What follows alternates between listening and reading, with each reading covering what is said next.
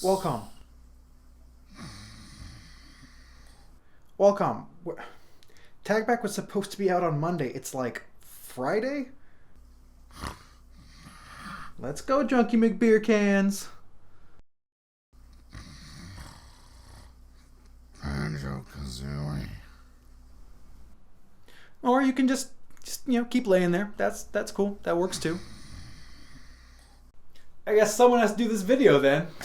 What's up, everyone? I'm Jangular, and as you can see, Walcom is, well, indisposed at the moment. So it's time for Tagback, the show where every week we, or usually Walcom, bring you another blaster from the past to see what it has to offer us today in the present. And I'm hijacking this Tagback episode to talk about my favorite blaster of all time, the Secret Shot. This blaster came out in the 90s, in fact, the same year as the mythical crossbow. So it's gotta be amazing, right?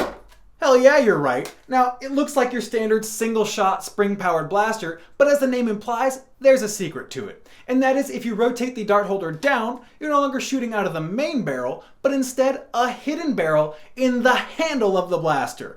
As a kid, I loved this mechanic. It was so much fun, and as an adult, it's still fun. Now, since this is an older blaster, it uses the older micro suction darts, but it also doesn't use barrels, it rather uses pegs to secure the darts before firing. And because it uses pegs, it doesn't work with the current generation of Nerf darts out of the box.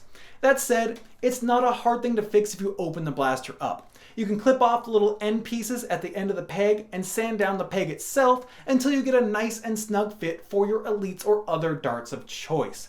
The performance isn't bad either, nothing game-breaking, but plenty for running it during a fun round or even as a secondary if you don't need many shots.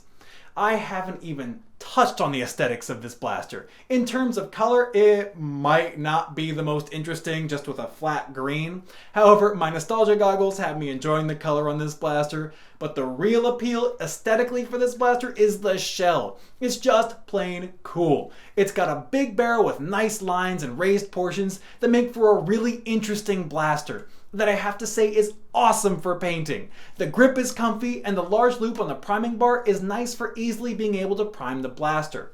My one minor gripe is the little ball here on the trigger, as it can be obstructive, but not majorly so.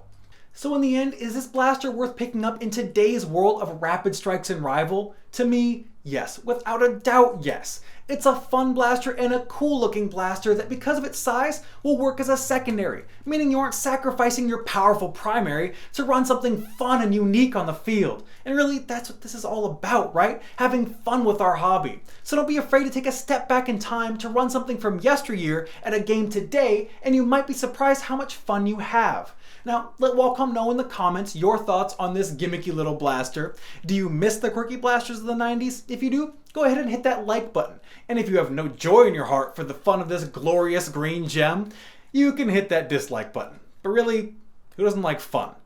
And if you want to see next week's tag back, go ahead and click that subscribe button so it'll show up in your feed, usually on Mondays.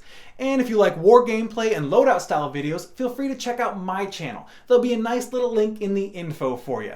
I'm Jangular, and as you can see, Walcom, he's still out. Mario Kart 64. Manta Ray.